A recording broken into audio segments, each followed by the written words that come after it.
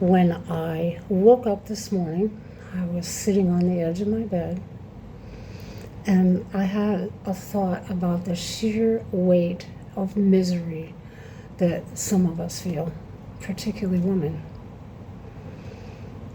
And for those of you women who are watching, you may understand what I'm talking about. We have this persistent, low-level feeling of, I don't know what to call it, different things on different days. Anxiety, stress, distress, misery, unhappiness, sadness, whatever. It's just there. And I wanted to tell you about what happened to me this morning that made me think about you all, because it was about the thought that I had, the very first thought that I caught. So let me introduce myself first of all. Hello, my name is Neelin, and I'm here today to share with you 5 self-management skills that you can use in your life to help you feel better, hopefully. And it involves taking care of your body, to take care of your mind. But back to my story.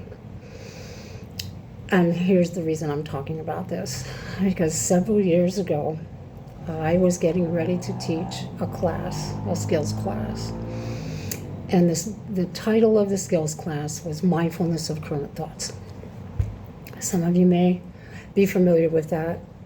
It doesn't matter if you are or not, but it's a skill. And it's really important for us to check in and know what's going on in our minds. And here's the reason that I decided to practice that one morning is because I was teaching it.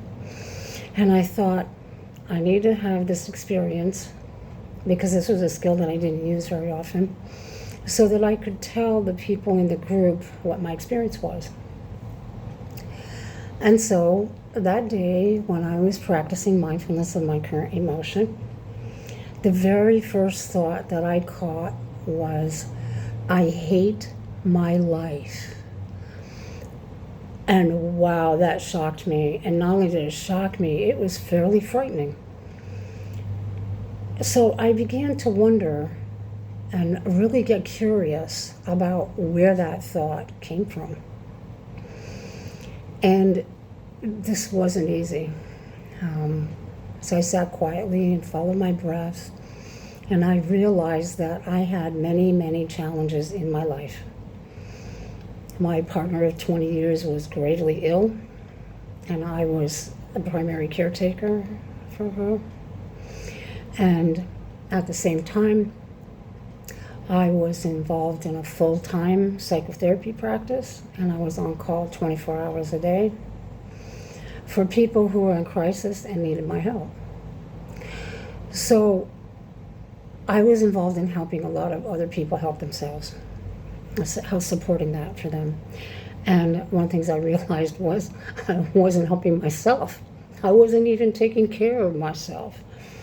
I was skipping meals, I wasn't sleeping well, I wasn't exercising, and I had stopped practicing my daily mindfulness, because that is something that had been with me for 25 years and I just surely didn't have time.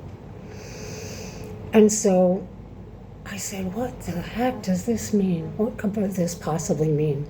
How long have I had that thought running in the back of my mind? And I didn't even know it was there. It was just there, and I caught it. And I'm really glad I did, because that's a pretty dark thought. For me particularly, because I don't usually have those kind of thoughts in my consciousness. So to have it running underneath my consciousness like that in the background on a loop was fairly distressing. And so I thought, well, that maybe is a tip for me. It's a clue for me to follow and find out what's behind all of that. And so I had to sit and think, what am I going to do? And, there was no possibility that I could radically change my life that much, because it was what it was. And being primary caretaker for somebody when there's nobody else, that's the way it is.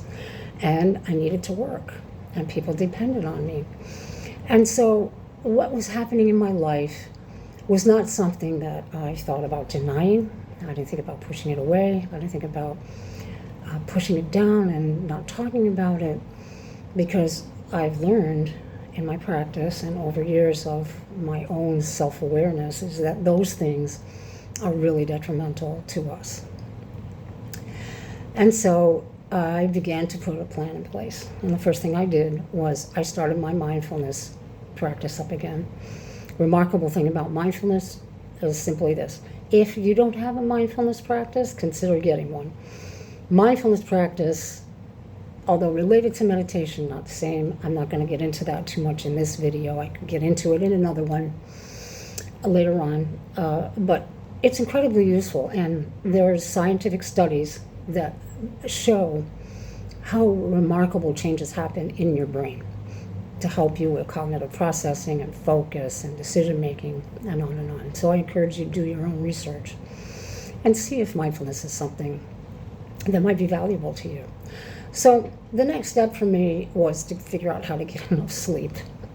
And that seemed impossible. But I did have a really good friend who was a neighbor, and I asked her if she would be able to help me out. And she said, of course. And she volunteered to come and stay overnight 3 or 4 times a week so that I could actually sleep for 5 or 6 hours. And that was wonderful. And here's the thing about sleep, for many of us, for me particularly.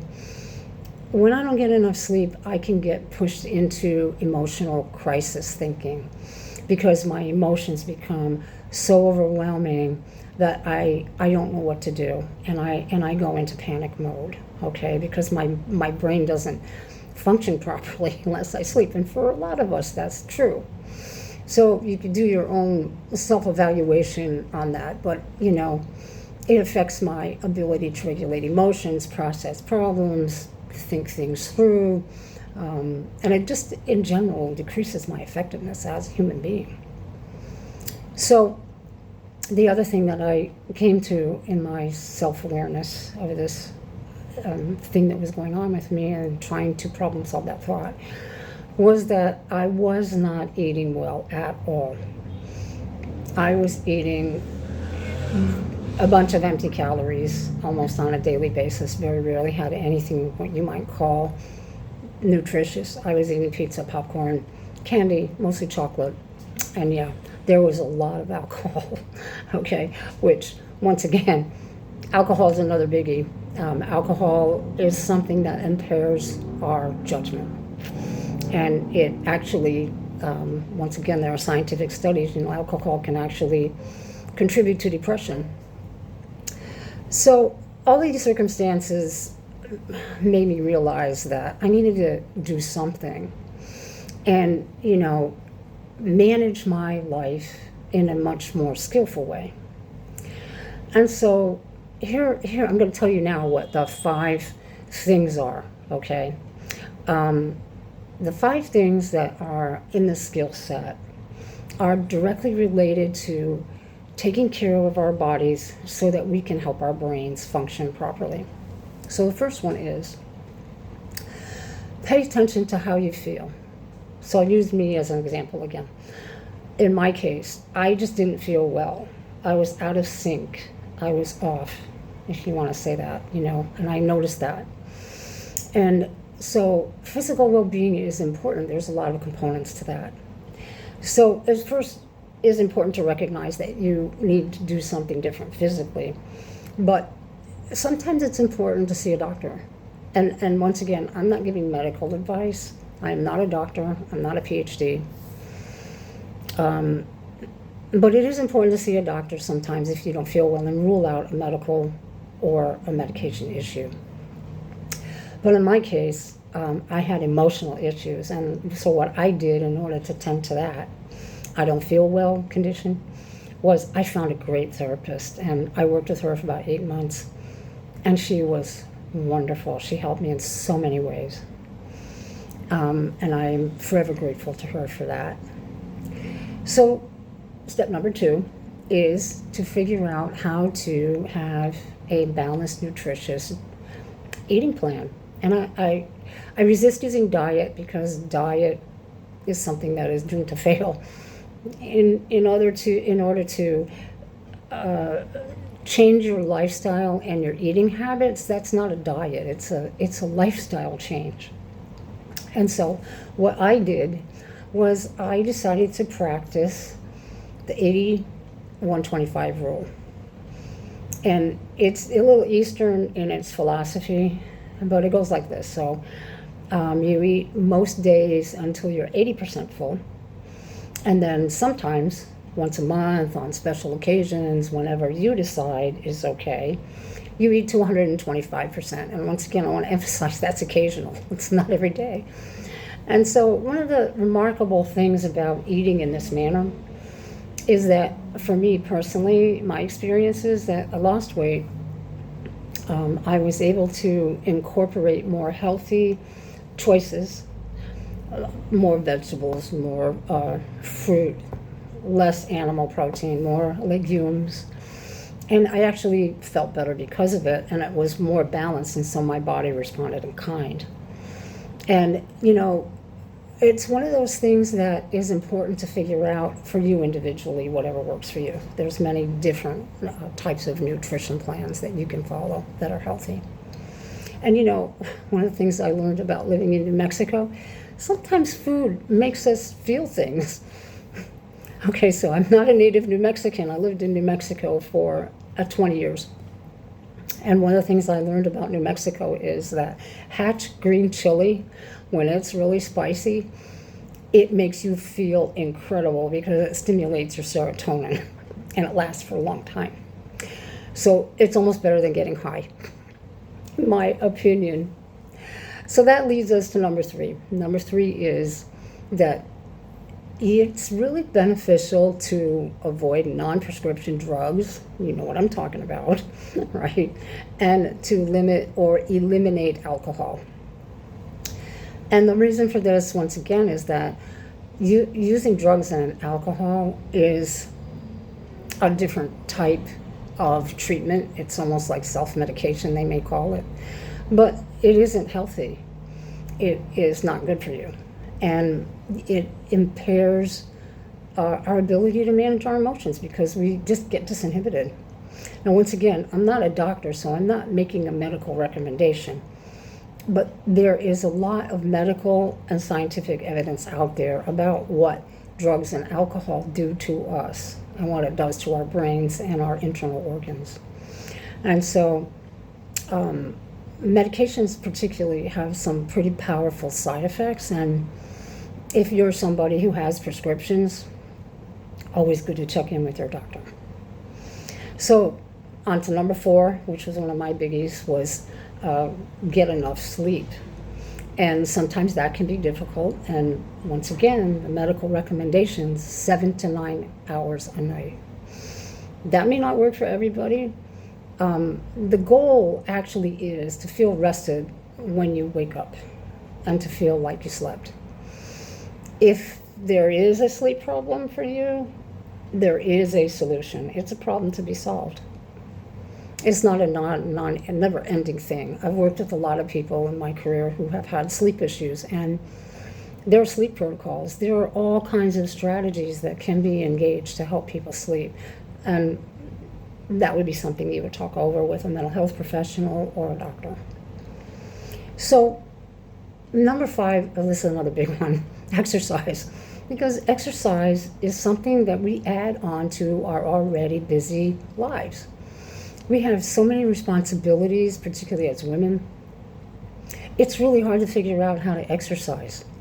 And I'll just tell you what I do, okay? Because exercise has been a lifesaver for me.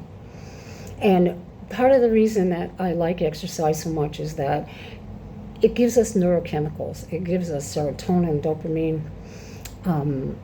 What's the other one? I'm sorry, I have to look. Serotonin, endorphins, and dopamine. There you go. And all those things, depending on what level you're exercising at or what you're doing for exercise, they help you with focus, they help you with your cognitive processing, they can help you solve problems. They really clear your mind, and they make you physically feel energized. It's wonderful. So what I do is I walk about 4 days a week down by the ocean, because I'm really lucky to live near the ocean. So I walk by the ocean in a very mindful way for 30 to 40 minutes, 4 times a week. And I am, at this point, working to engage my self in a strength training program the other days, maybe only 2 days instead of 3. So I have a day off with weights, which would be 5 to 10 minutes a day. It's a simple program that I designed myself. And your exercise needs and your exercise program are totally up to you and your schedule and your lifestyle. So I have given you the 5 self-management skills. They are a skill set. You can use them all together. You can pick and choose what you want. And it's really just important to think about how you can try these things out in a thoughtful way in your life. And don't take my word for it. Experiment. See what works for you. See if you feel better. But really the beginning for me and for you, maybe, is to sit on the edge of your bed in the morning and think to yourself, what's the first thought I'm having? What does that mean? And kind of pursue that, because it can tell you a lot about what's going on in your mind. And maybe lead you to a path of feeling better, as it did for me. Now, there's one other very important thing that I did with that little statement, that little kind of dangerous and dark statement, I hate my life. It's a different skill that I won't get into here. I will tackle that in another video. And it requires us to recognize, number one, that it's not true. It's just a thought, because all thoughts are not facts, even though sometimes we run with that and we think everything we think is true and factual, when in fact it's not.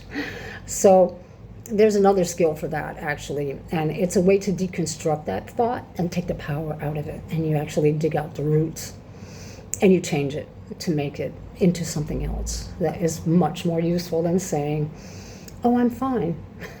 So, okay, so I hope that you've enjoyed this video. I enjoyed being here. And I want to say thank you very much for watching. And I hope you will look for my next video. And I want to say, be well, be kind out there to each other. Take care of yourselves. And I'll say bye for now.